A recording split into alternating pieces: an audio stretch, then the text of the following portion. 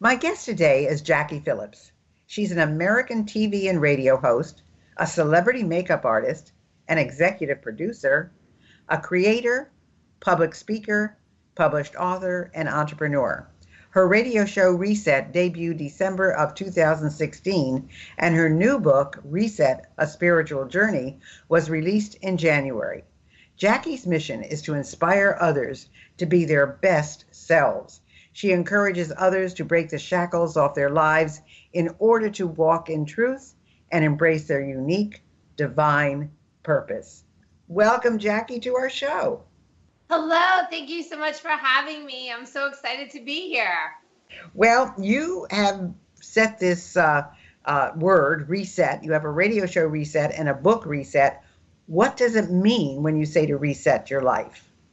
Reset means to restart your life. Just completely reset your life. If you were looking at a blank sheet of paper, you would be able to just draw and map out exactly what you want it to look like. Do you find people have a resistance to that? I find that everybody, seriously, every single person of all walks of life that have heard about my book, all have the same response, and they all say, I want to reset my life. Now, do they have a resistance? I think that when it comes to putting the plan into action, that's where the resistance comes in because fear takes over. That's true. I always say nothing happens without a step forward or a call to action. And most people talk a good game, but they don't necessarily implement a lot of things. So why is it important to evaluate your life every so often? I know I do that. I look at my life, at least once or twice a year to say, am I on the right track? Are things going the way I want them to? Should I be looking at something in a different viewpoint? But again, there are people who just say, it's going fine the way it is. Why fight with it, So why is it important to evaluate it? Well, it's important to evaluate your life because in order to really be walking in your unique divine purpose that you're here to do, just specifically, each person has their own gifts and we're here to share them. And if we don't evaluate our life, sometimes life takes over and you end up in this life you weren't even counting on. And sometimes it's amazing and sometimes it's not so amazing. So it's important to evaluate your life so you can see, just like you said, Dr. Gail, am I going in the right steps? Am I doing what I'm here to do? Am I happy even? Do I like the relationships that I have with others? Do I have a good relationship with myself? And if you don't evaluate and take that real inner inventory, you're not going to even be able to find those answers because you're just going to be on the hamster wheel, just going and going and going and going, and you don't even stop to think where you're going, That's so true. And I think the most important thing of what you've said is you've got to reevaluate yourself first. My whole comment always is you have to like yourself and you have to love yourself before you can like or love anybody else. And I always say you have to look in the mirror and say, do I like the person who's looking back at me? Because if not, how are you going to formulate the rest of your life? So what do you think is the most important area to start with first? Well, I think the most important area is the area in which you're really struggling the most. One of the things I talk about in my book, Reset, is spiritual weight. So I went through 2 resets and I had a lot of spiritual weight, and that weight that was hanging on my body, on my heart, on my soul, killing my spirit, then affected all the other areas in my life, which were relationships, emotions, finance, appearance, health, my faith.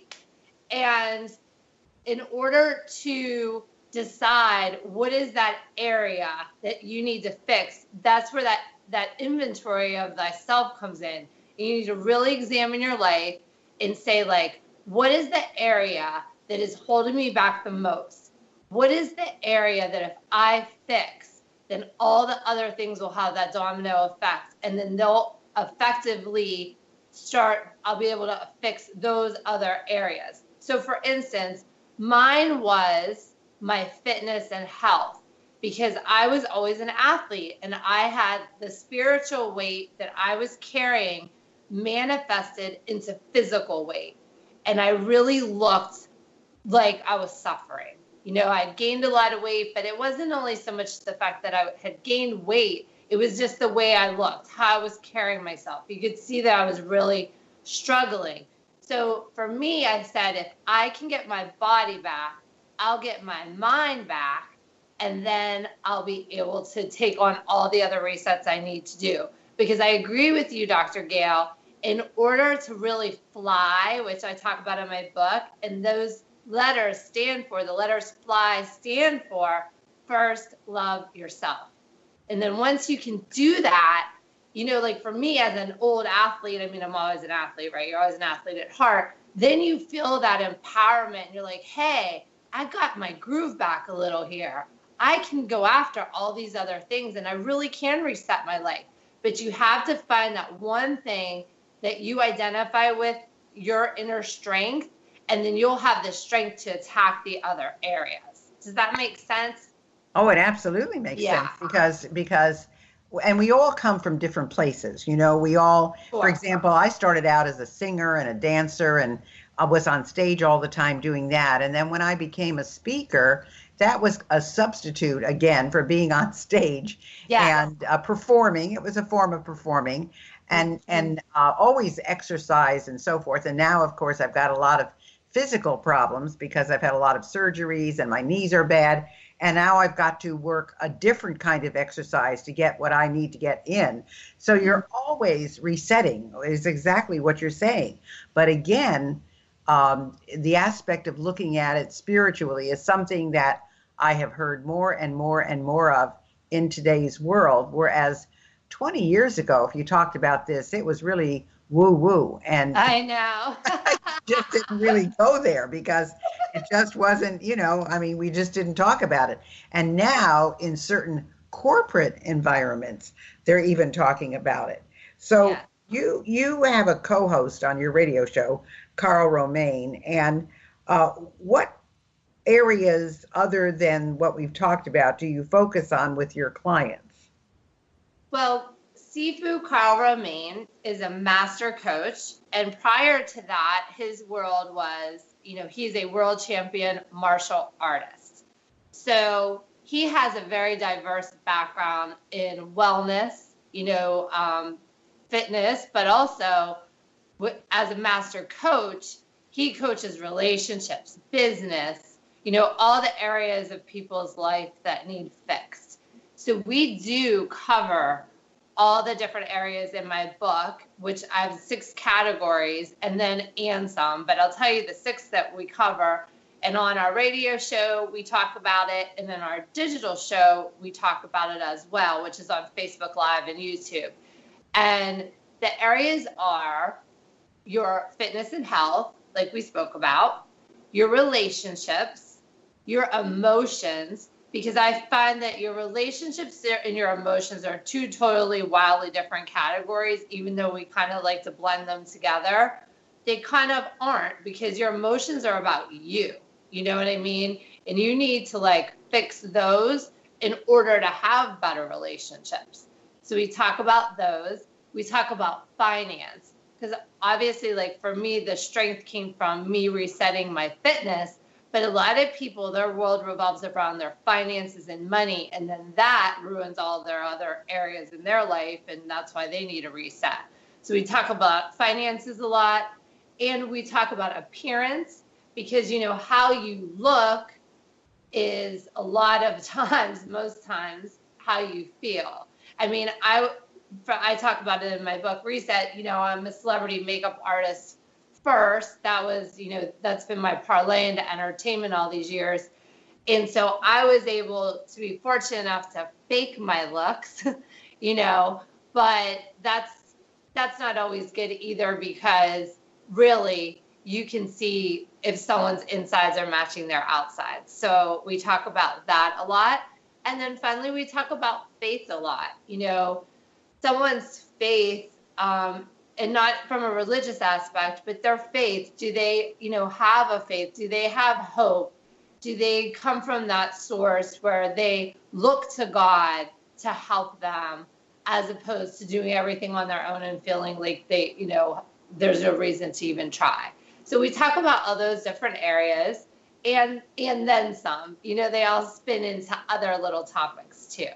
But it's interesting because we're a male and female, so we have different opinions, obviously, and completely different life experience. So we have a lot of good banter, you know. Yeah, it's like a yin and yang, you know. Yeah. And it's interesting that you said that Carl comes from the martial arts world, because I have found people who study martial arts and who do well with martial arts are very, of course, disciplined. Yeah. And they are very precise, and they have gained, people think, oh, it's violent, but it's not.